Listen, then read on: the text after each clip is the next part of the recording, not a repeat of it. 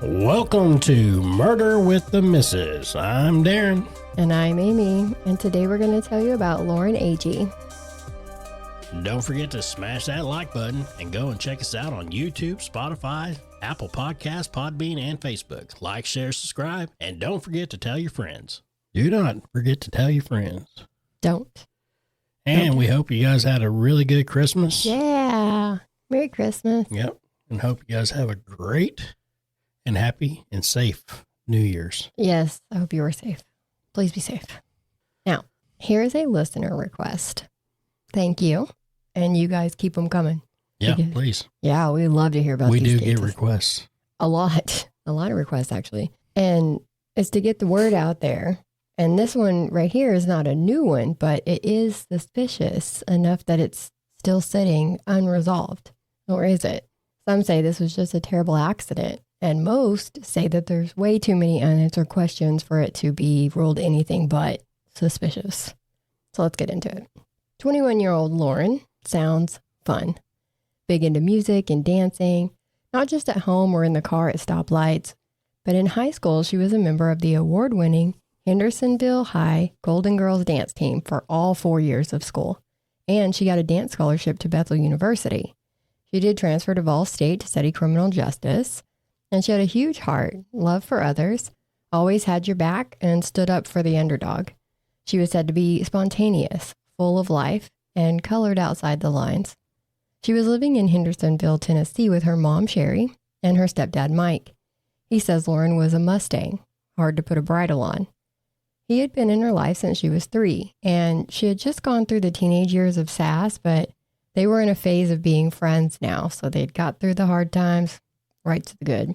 She was only 5'4" and around 100 to 115 pounds, so he says she was a little dynamite. Lauren had told them that she was going to go to Wakefest this weekend. Now, Wakefest is a wakeboarding event that's on a lake, so it's a whole weekend at Center Hill Lake where people go to camp, they watch the Wakefest competition during the day, and then they party all night, pretty much. Yeah, because, and that sounds like a great time. It because does. Whenever you asked me, have you ever heard of Wakefest? I was like, you mean like the morning? Like funeral services? Funeral service wake? And she goes, no. So I missed that one, but. Well, it's because of what we do. Yeah. She's like, no, when they wakeboard on lake, I'm like, oh, yeah, that'd be fun. That is fun. So like people go into this big competition. It's really a good time. And they still do it to this day. Now she had been invited by her friend Samantha, but was riding to the lake with Hannah. Sherry was not a fan of this because Lauren and Hannah were on again, off again friends, or she called them fair weather friends. However you want to say it, they were in and out of each other's lives.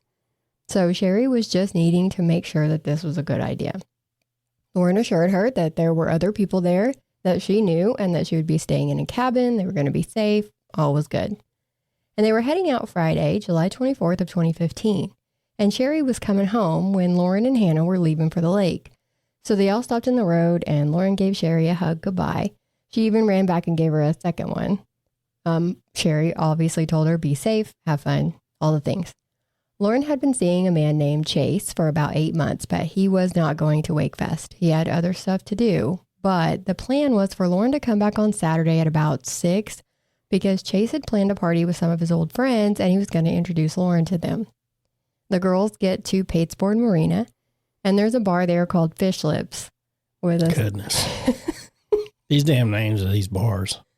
You don't like that name? We had the Old Tuna Saloon in one case, and then you got Fish Lips, and then you had another one. What was it?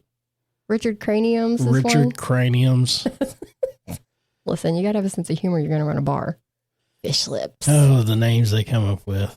But they had a little store there too to sell stuff that you might need or maybe forgot to pack, or like sunscreen, deodorant, ice. Yeah, and it was all probably, triple the price. Oh, yeah. Yeah. Supply and demand. If you need it and you don't want to drive 30, 45 minutes to Walmart, you're just going to get it. Because when you get to campsites, you don't want to leave. You're there. The whole point is to relax and not have to run into town every 5 seconds. Not me. I will make that trip. Save that money. To save some money. That's great. Now, there is a pier with roughly 10 boats on either side, docked, and a big houseboat at the end. Looking up from that houseboat, you see a cliff. It's angled, so it's roughly 45 feet high on one side and 90 feet on the other. Lauren finds out that they're not staying in that cabin. They're staying at the top of that cliff. Now, to get over there, they had to take a canoe. Now, sometimes in interviews, they refer to this as a kayak, but it was a canoe. And they have to take that from the cliff to the marina back and forth. At the cliff, it's very steep, so there's a thin rope strung up to guide you to the top. There are 2 campsites up there with a gully in between. One campsite had like a tent, some tarps, 4 hammocks, and a lot of chairs. The other had 2 hammocks and just a couple of chairs. And the people who set this up were Hannah's new boyfriend, Aaron, and his friend, Bricks. Another guy staying there was Aaron's friend, Cody. And we know that Hannah and Aaron slept in the tent, and that left Lauren delegated to sharing a hammock with Cody. Now, she wasn't too big of a fan of this because she had a boyfriend, she didn't know Cody, and now she's laying in a hammock with him. That's not a lot of space, and there's going to be some snuggles. And they called this hammock an Eno, in case that clarifies for anyone. I'm not sure if it's like just a brand or a specific type, but yeah, it was an Eno. And when I say the place that this hammock was hung is precarious at best, that is the understatement of the year. This was a hell to the no area, so it literally was strung up on the edge of this cliff. Yeah, I've seen like videos where they hang like these little cliff tents. Yeah, like they're stuck into the side of the cliff. Yeah, it's like it's like a wedged hanger, and then they're like hooked to it, and everything. I'm like, fuck that. Nope, no, thank you. No, not today. But this is how they're all set up. So Friday night, they are at Darren's favorite bar, Fish Lips. Lauren sees her ex-boyfriend Clint there with his new girlfriend Callie. So Lauren had only packed flip-flops, thought she was staying in a tent and was going to be comfortable. So now she's lugging up this cliff in flip-flops. She's sleeping in a hammock next to a guy she don't know. And now here she runs into her ex-boyfriend and his new girlfriend. So she's really not having the best of times. But also there was Samantha, the one who invited Lauren to begin with. And she came with Cassie. Now, Cassie, there's a lot of people here. Cassie had quite the history with Aaron. They had a toxic, physically abusive relationship. So back in January, a judge had told them to break up. They had physically fought, literally got into a fight in front of her family at a birthday party. So Aaron wasn't supposed to come, and he came anyways. And they got into this big brawl right there. So according to Cassie, they were still secretly seeing each other up till that morning when they left to go to Wakefest. They didn't go together, of course, because they didn't want anybody to see them together. But it was, supposedly they were together. But she walked in with Hannah. So Cassie tells her that she could he walked in with Hannah. So Cassie tells her that, we've been texting. We're still together. I can show you. I have texts on my phone out in the car because they're spotty service. So nobody's really carrying their phones around. Can't charge them anyways most of the time. So she's like, just come out to the car with me and I'll show you. Don't go outside. Oh, they're going to go outside. Don't do it. Now, once outside, Hannah allegedly grabbed Cassie from behind by the hair, pulling her to the ground and hitting her. Told her not to go outside. She didn't listen. I guess I didn't say it loud enough. You did whisper. Yeah. She didn't hear you. Don't go outside. Don't do it. Well, she did it. Run. But you would think Cassie's the one who was like, come outside, but it was Hannah's the one who grabbed her. So I guess she was just preemptively striking. I don't know. I know. So Cassie leaves the marina. She's done. She don't want nothing to do with this. But all Samantha's stuff was still in that car. So Lauren's like, you can just stay with us.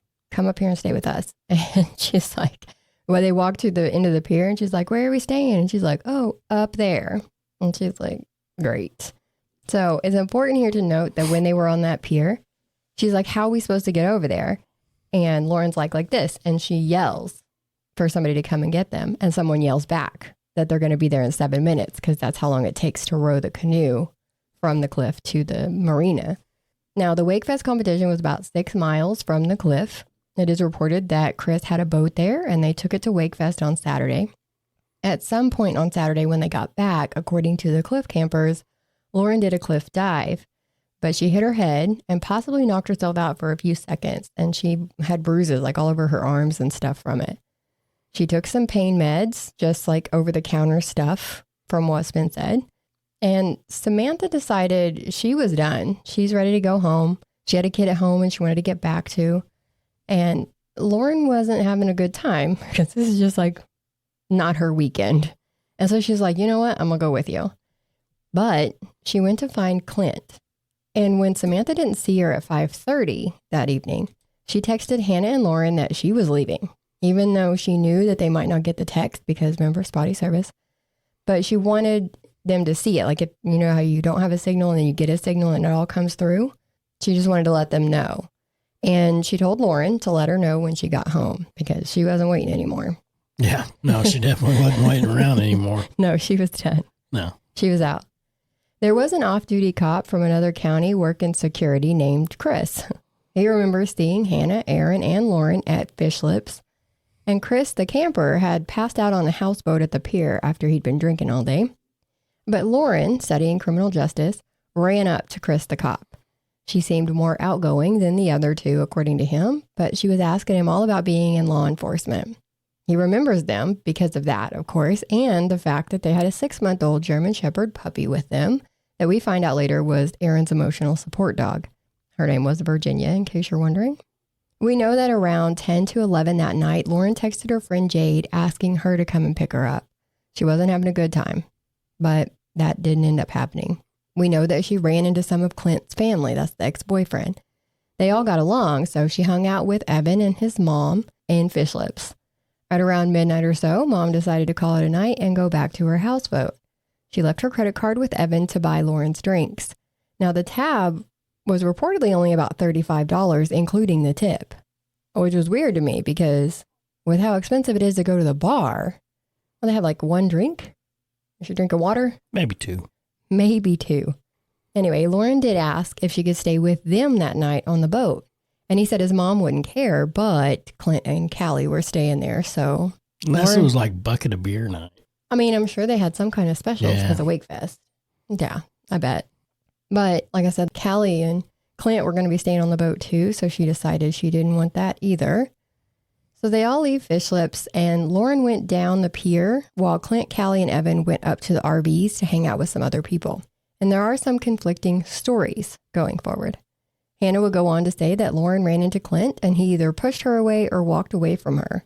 Clint did say that earlier that evening, Lauren was walking in his direction and he changed direction, just like saw her coming and was like, you gotta go.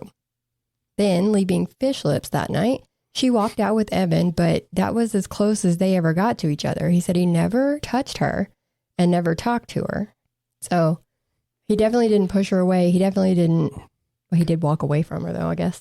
Yeah, but not with his new girlfriend right there. Yeah, no, he's not going to go talk to her. Yeah. Like, hey, please hold on, babe. I'm going to go talk to my ex. A death wish. He wanted to have a good weekend. Yeah. Now, he would later say that he was focusing on his new relationship and he had actually even blocked Lauren on his phone and stuff. The conflicting stories don't stop there. There was an issue over whether Lauren even came back to camp that night. And we'll get into that a little more in a minute, but yes, she did go back to camp. Chris the cop knows that they all, including Chris the camper, canoed back to the cliff. So they went and got him off the houseboat and they all went back to the cliff. Now the canoe they had was only a 3-person canoe, so it took them a couple of trips to get over there. And this was sometime between 2:30 and 3:30 a.m. Sometime before 8 the next morning, or I guess later that morning, Hannah comes out of the tent and only sees Chris the camper in the hammock. She asked him where Lauren was and he said she got up at some point but never came back. Hannah thinks that she must have went to pee, so they had a designated spot to use the bathroom where you'd have to hold on to a tree branch so you didn't fall. I guess I'd put that in the problem category. Maybe that's me. She went over there but didn't see Lauren. Also, Lauren's flip-flops, phone, everything she had was at the camp. And now imagine climbing that cliff in flip-flops. Like, you're not going to do it without them. Even with flip-flops, it's a shitty experience, but you're not just going to leave them there and walk down the rocks. That's to be worse. While Hannah is checking the pee spot, she hears the guys start jumping off the cliff. So she goes down and gets the canoe and goes to pick up the jumper. So they jump off and then somebody brings the canoe around, loads them up and hauls them back over. After 30 minutes or so, they decide to head to Wakefest. Now at the pier over at that little store, she comes up to Clint and Evan. They're over there getting ice. And she asks them if they've seen Lauren, telling them that she didn't come back to camp that night. But she did go back to camp that night. But she did go back to camp that night, right? That's what I thought. Well, we know that, but they didn't. She goes on and heads out to Wakefest, and they come back that afternoon. At 4:30, Lynn and his son were fishing by the cliff. He looks over into the cove and sees a bright color, like a naturally bright color for the scenery. Lynn couldn't let it go, so he asked his son, hey, what do you think that is floating over there in the water? He thought someone must have thrown something out, so they take the boat over there, and as they get closer, they realize it's a body. The bright color was Lauren's hot pink shorts.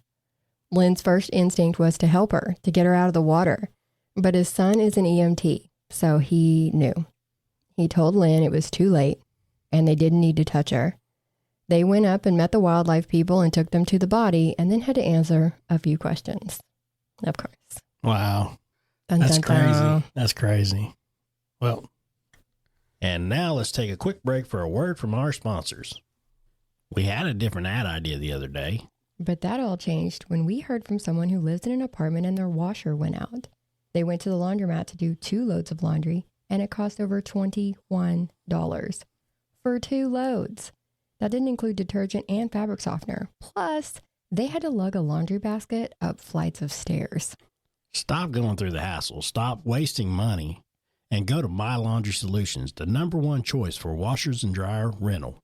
If you live in the areas of Tulsa, Oklahoma, Springfield and Joplin, Missouri, Little Rock, Arkansas, or Sherman, Dallas, Houston, and Lubbock, Texas, go to your leasing office, go to mylaundrysolutions.com, or call 800-535-4411 today.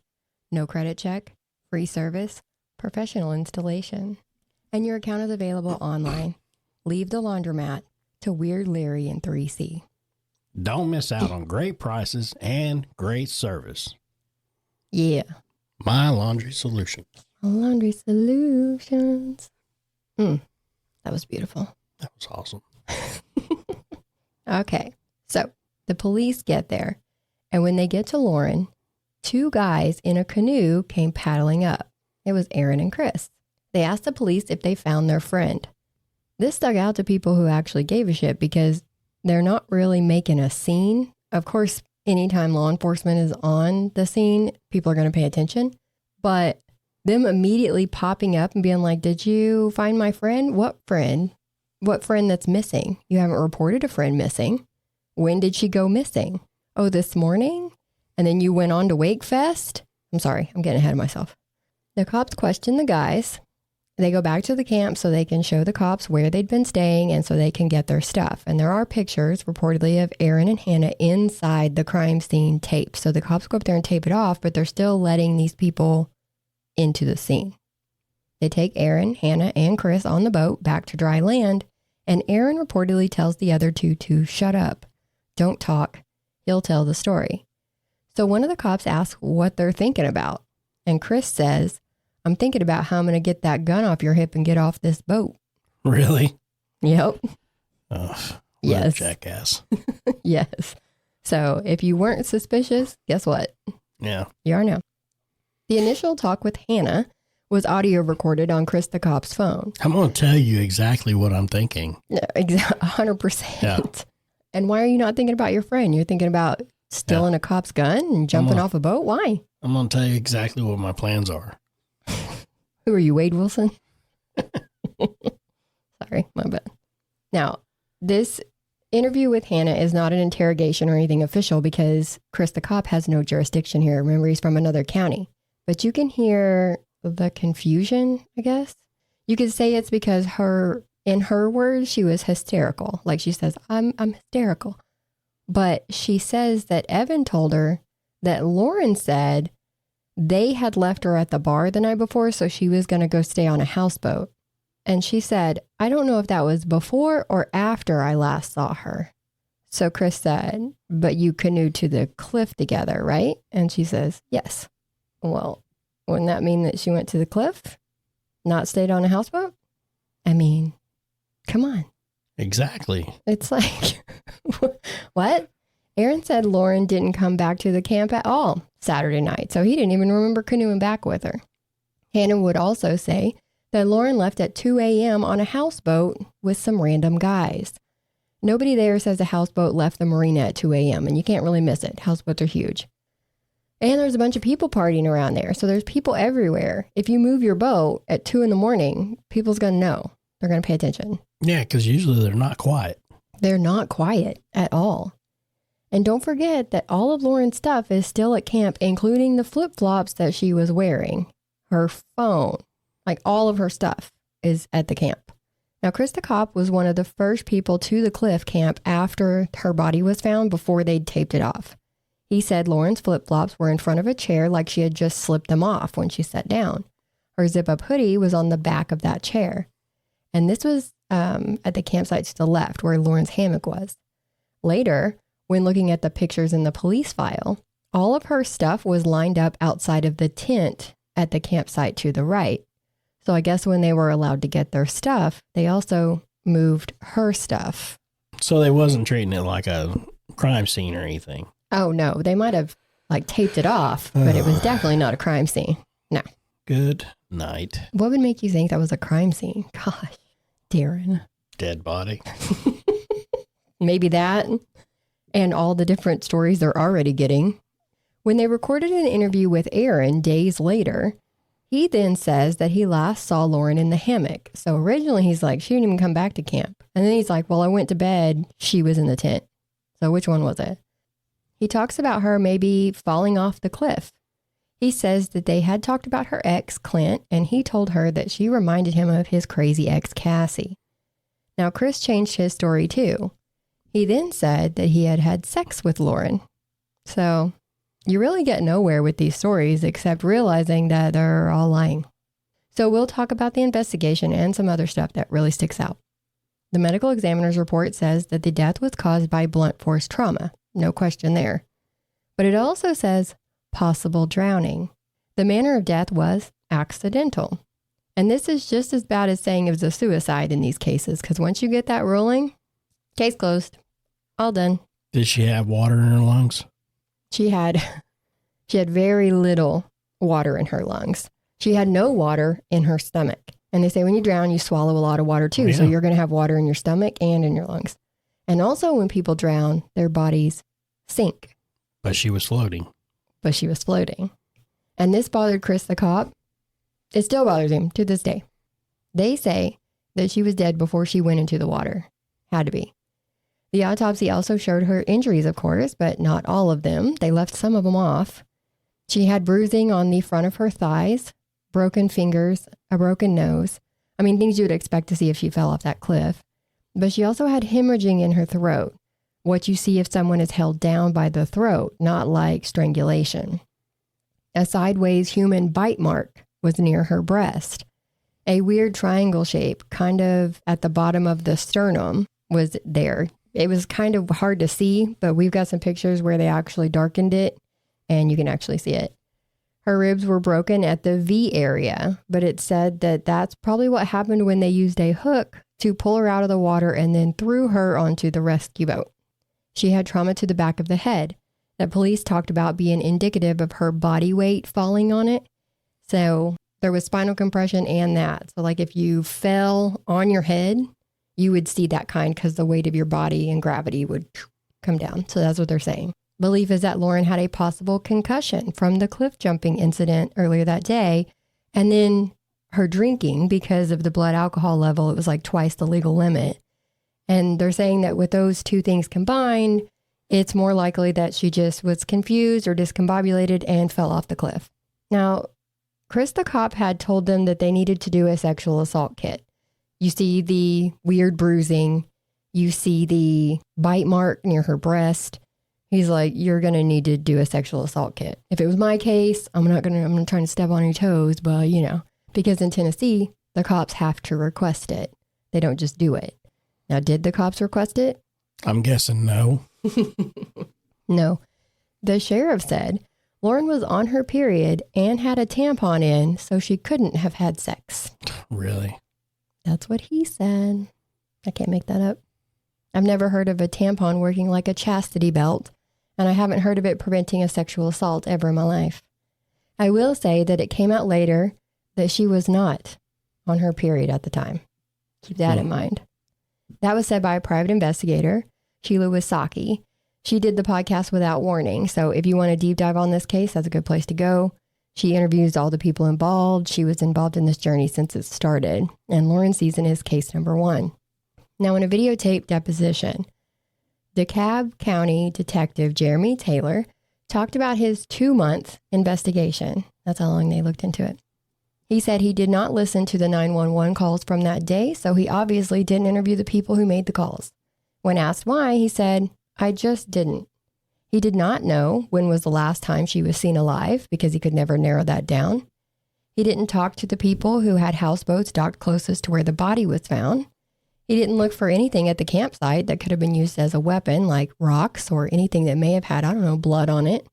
He didn't look at the current on that day to see if it was even possible that Lauren fell off the cliff at her campsite and for her body to be able to make its way around to the other side of the cove. Because you've got this cliff. Hang on, here I am. I'm right here. You got this cliff. Lauren's camp was on this side of it. Her body was found in a cove on the other side, all the way in the back. So they're like, the current was going the opposite direction that night, according to hydrologists. So it was not possible for her body to have fallen off and her make her way into that cove. Now, by the time they actually talked to the other cliff campers, it was over a week later, and they admitted that they had talked to each other about the case the whole time, like the whole week. So they didn't even talk to the guys who found her? They didn't talk to the guys who found her. They didn't talk to nobody. They talked to the people They was that just were ready to close it. They were done. They was just like, whatever. Well, once you listen to the deposition of the cops and stuff that were involved, the guy who handled the investigation had no crime scene experience. He'd never handled a murder. He talks about his training, and it takes all of about 2.7 seconds to talk about all the training he's had. So it's like he was really, I don't know how he got promoted to detective, but he made it. Now on the podcast, there are clips of Sherry on the phone with law enforcement, and she's telling them that the clothes that Lauren was found in were not her clothes. A lot of people believe she had been wearing white shorts on Saturday night when they saw her, but her white shorts that she had taken with her were not at the camp. She was found wearing hot pink shorts, remember? And Lauren only owned one pair of pink shorts, and they were at home with Sherry. She didn't even take them with her. Her bra strap was twisted, which as a woman I can tell you is damn annoying. She had 3 clasps on the back of the bra and only one was hooked, the very top one. Now the weirdness of the clothes is enough to question if she dressed in a hurry or was dressed by someone else. Maybe she was concussed and drunk and ended up putting on Hannah's clothes on accident. But Hannah said those weren't her clothes either. Those were Lauren's clothes. So who knows best, Hannah or mom? Because her mom says she was still living at home and she didn't have a job. So everything that she was able to purchase, her mom is the one who purchased it for her. So she knew what she had and what she didn't. I don't know. I'm just throwing that out there. Also keep in mind that if she fell off that cliff, you would expect to see maybe rips or tears in the clothes, maybe grass or twigs in her hair. Something. But there was nothing. The clothes were fine. They weren't dirty. There was nothing on them. Nothing. So let's talk about the theories. Now, obviously, the one theory is that she fell on accident in the middle of the night. The PI went up to the cliff with some other people and a dummy and tried all kinds of ways to recreate an accidental fall from different places and different heights, and it never ended up in the water.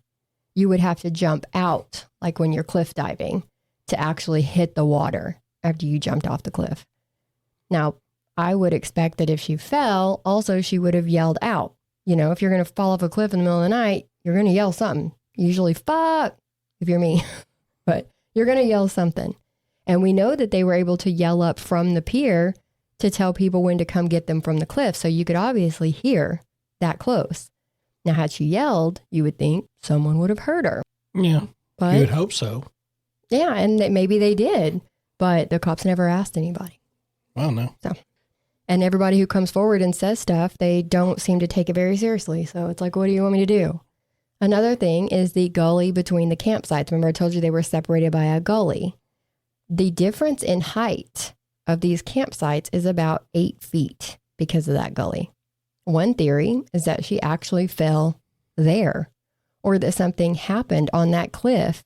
She had the bruises on the front of her thighs, remember? So belief is that was from somebody pinning her down, like sitting on her or whatever, and pinning her down. So something could have happened accidentally, or someone hurt her on purpose and then freaked out. The triangle pattern on her chest, coincidentally, matches very closely to the stern of a canoe. So another theory is that they placed her on that, like held her body up on that, canoed back to that cove, and then threw her off into the water, hoping that maybe she'd be found way later after they left, after Wakefest. Now, everyone at the bar Saturday night says that that interacted with her, says that she was not that drunk, including Evan, who was with her until she went back to that cliff, remember? But her blood alcohol level was twice the legal limit. And she had asked at least 5 people to take her home that night because the other campers took and hid her keys so that she couldn't drive drunk. And this brings in the suspicion of the tampon. Remember? If she wasn't on her period, why did she have a tampon in?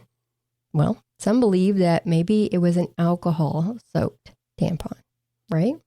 That's a thing. That's a thing. And we'll never know because it was never tested and it wasn't kept because this was not a crime. Remember, it was an accident. Would get in the bloodstream a lot quicker. Exactly. So, yeah, but like I said, they did take it, remove it from her during the autopsy, but they did not keep it and they did not test it.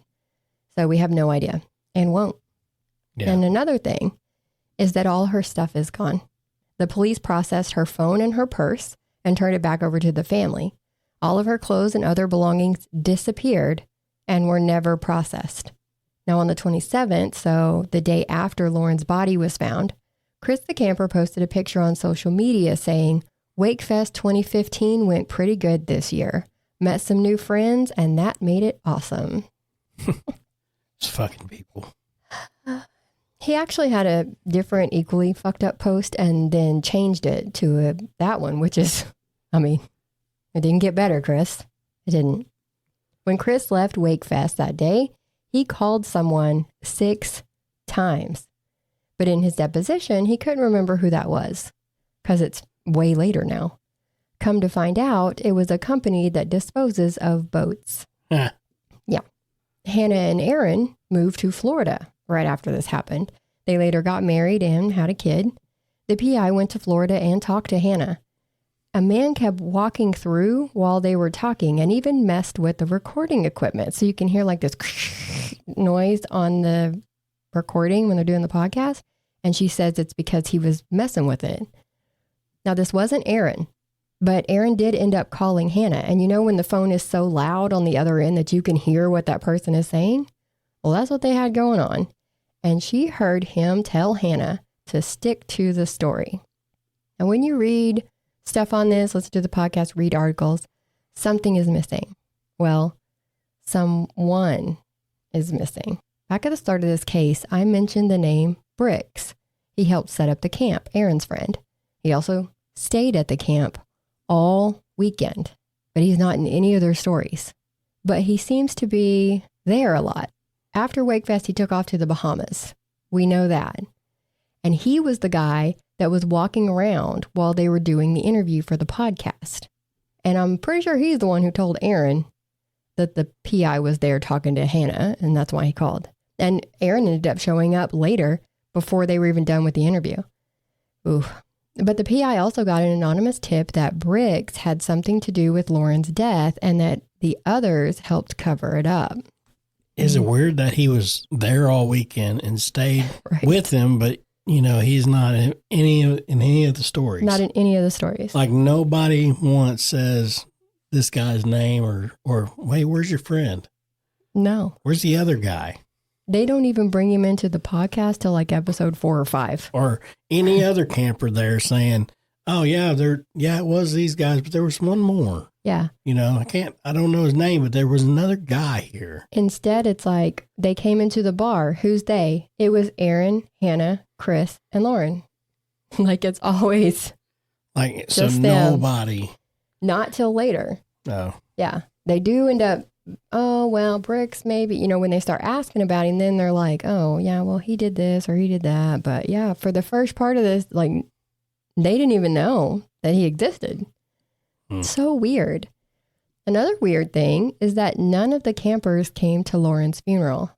Chris, the camper, said that Aaron told them Sherry said that they couldn't come, but none of them had even talked to the family. Not to offer condolences, not to tell them to fuck off, nothing. And there's also a Hannah theory. Aaron had been texting Lauren that weekend. Actually, he's the one who texted Lauren like a week before Wakefest, telling her to tell Hannah to unblock him so that they could start talking again. And then next thing you know, they're together. Now, if Hannah had been so mad that Cassie had just told her about those text messages between her and Aaron that Hannah put hands on her, maybe she went through Aaron's phone and saw the messages to Lauren. So she started shit with her and it maybe got out of hand. Or Lauren fell in that gully and they all freaked out. I could go on all day with theories because there's a bunch. And there's just so much speculation because nobody actually looked for any evidence for anything else that could have happened. Sherry did file a wrongful death lawsuit in 2016 for $10 million against Aaron, Hannah, Chris, Bricks, and then like some John and Jane Does. Hannah's answers were almost all the same. Did you cause physical harm to Lauren? I plead the fifth. But they went back and forth until the case was dismissed in 2017. The FBI did look at the case, but closed it. And Sherry sent them a FOIA request for their information, all their stuff they gathered in the case. And they told her it would take 79 months. 6.5 years? 6.5 years. Wow. So she was like, okay, cool. I'll be waiting. And then they're like, okay, but it's also going to cost you $500. Yeah, they're just trying to deter. 6.5 years? Come on. So Sherry, the PI, and some victim family members from other cases went to D.C. to meet with Congress and the Senate about a little thing called victims' rights. Yep. Congressman Scott, I can't even pronounce. Darren, you say that word. Do you see that word? Can you say that word? The Harleys. Congressman Scott agreed to look into rewriting the homicide victim rights bill. So yay for that. Congressman Mark Green agreed to look into the FBI's policies. So hopefully they can make a change because 6.5 years is fucking ridiculous. Yeah. And that's where we are with this case. It's considered done.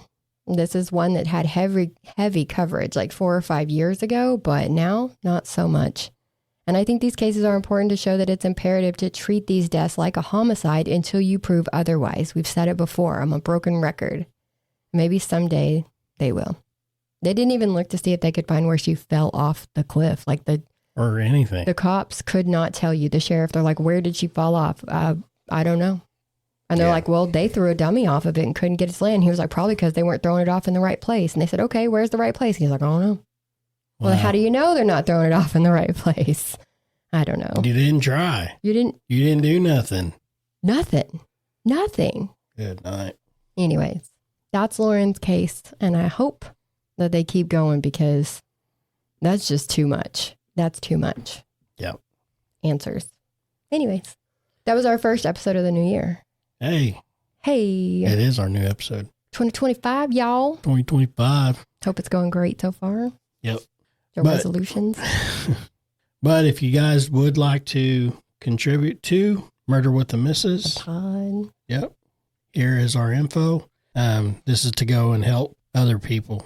Us. I mean, it's everything. It's for everything. It's for like to look into documents, to look into anything. I mean, it's just whatever we can do. And it's to help, eventually it's to help out victims, help them keep the cases going. Like this one. I mean, it's just one of them deals. A lot of these cases get shut down and then nobody talks about them anymore. And it's just one of them deals where we're trying to keep them going. So keep them out there. Like, share, subscribe. Don't forget, tell your friends. All right. Till next time. Bye.